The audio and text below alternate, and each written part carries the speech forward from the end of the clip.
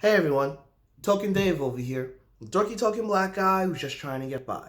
And welcome to another edition of the Godzilla Garage, where I exclusively talk about Godzilla and Godzilla related content. You know, a lot of times things will happen right in front of you that you don't realize are pieces to a big puzzle of a drastic shift. And I started realizing something when I was rewatching the franchise from the Showa era to do my video on my recommended movies for newcomers to the franchise.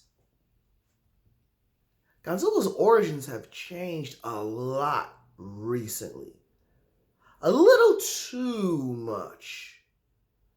Let me explain.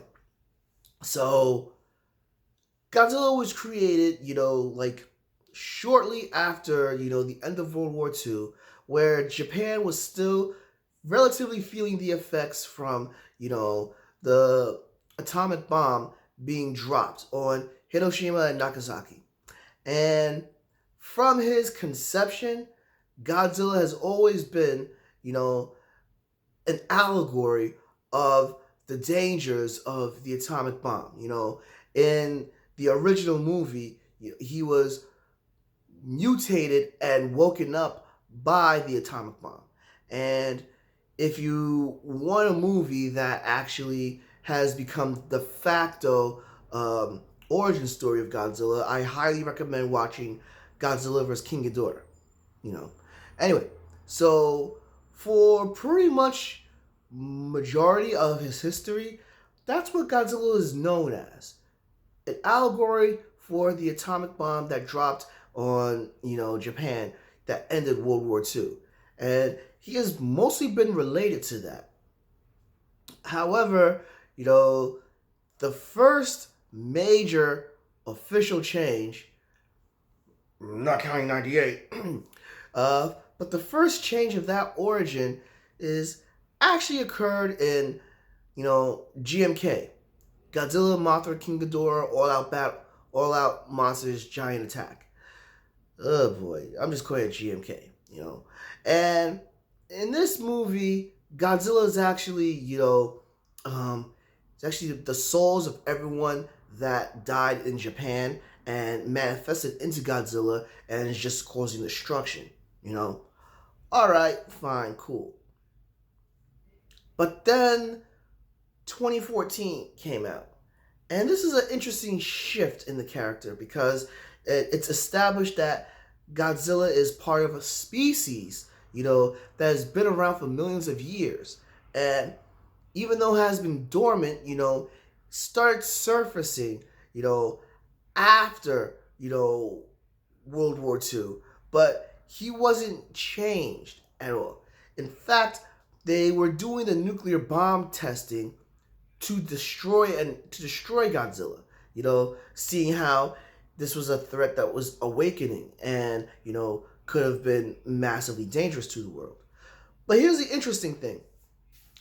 Godzilla has always had this aggression, this nature of being angry towards mankind, because he was mutated and changed. And in 2014, he doesn't have that. In fact, 2014, Godzilla's more like, the balancing act of nature, making sure things don't go out of whack too much. And he is not as antagonistic towards humans.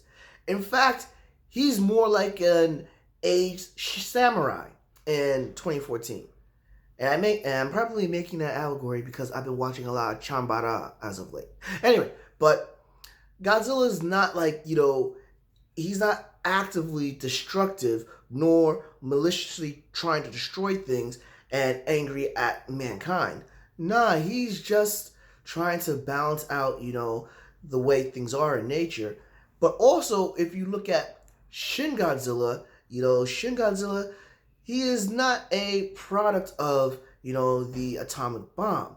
He is actually mutated through radioactivity. Now Shin Godzilla, of course, is supposed to be the parallel to the Fukushima earthquake and the nuclear reactor that went off and contaminated most of it.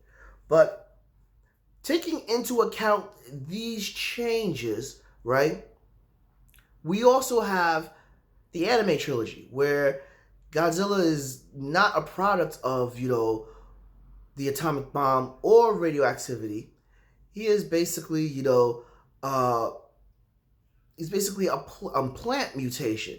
And I'm like, wait a minute, these are major changes to the character. And these are consecutive. These are constant changes. So it begs the question, is Toho changing Godzilla permanently in the future?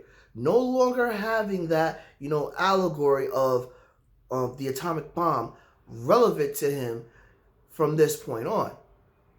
It's got me thinking that, because with all these changes and Toho saying that they're going to release new Godzilla movies after, Godzilla vs. Kong, begs the question, has the age of Godzilla being the allegory of the atomic bomb, has that ended, and are we now going to have a permanent change in the Godzilla mythology in regards to that? Kind of interesting. Do you agree? Do you disagree? Please drop me a comment below, give me a like, follow me on Facebook at Token Dave, or on Twitter at Token Dave 80, subscribe, and ring that bell so you know when a new video loads. But until then, this has been Token Dave, dorky token black guy who's just trying to get by. I'll catch all of you later.